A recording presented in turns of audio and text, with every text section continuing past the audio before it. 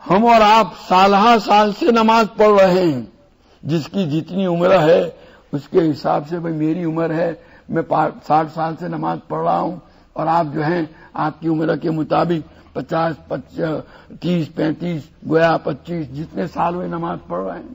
کل کو قیامت میں اللہ کے حضور میں جب پیش ہوں گے اور اللہ کی طرف سے یہ مطالبہ ہو کہ تم نے 40 سال نمازیں پڑھی، ایک سجدہ ایسا ہماری خدمت میں پیش کرو جو دل کی توجہ کے ساتھ اور دھیان کے ساتھ کیا ہو، تو کیا ہم اس پوزیشن میں ہیں کہ ایسا ایک سجدہ بھی پیش کر سکے؟ پوری نماز تو دور کی بات رہی. یہ آج ہماری نمازوں کا حال یہ ہو گیا.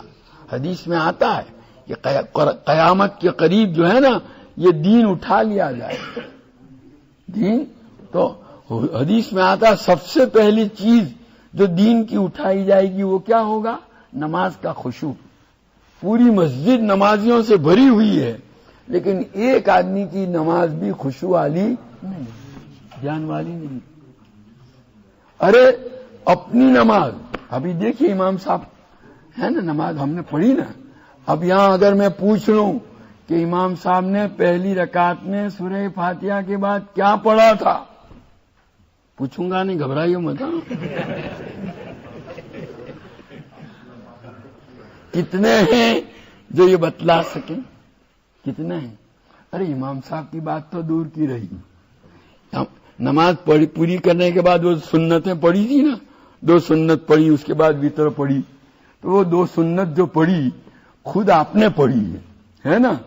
آپ نے ان 2 سنتوں میں سورہ فاتحہ کے بعد کیا پڑھا؟ یہ اگر پوچھوں گا تو ابھی سر پہ ہاتھ رکھیں گے، سوچیں گے کیا پڑھا ہے نا. ہمارا حال یہ ہو گیا. آپ کسی کو بھی نماز پڑھتا ہو اگر آپ دیکھیں، سلام پھیرے، بائیں طرف سلام پھیرتے یا پہنچ جاؤ اس کے پاس، بھئی تو نے یہ 2 رکعت پڑھی، پہلی رکعت میں سورہ فاتحہ کے بعد کون سی سورت پڑھی تھی؟ تو وہ ایک دم گھبرا جائے گا، بہت سوچنا پڑے گا، اس کو سوچ کر کے بتائے گا. اس میں بھی پھر چکر میں آ جائے گا، خود پڑھی ہے یاد نہیں ہے. یہ ہماری نمازوں کا حال ہے، غفلت کا حال. تو خشوع کا مطلب یہ ہے کہ دوران نماز آدمی کا دل اللہ کی طرف متوجہ ہو. یہی نماز مطلوب ہے.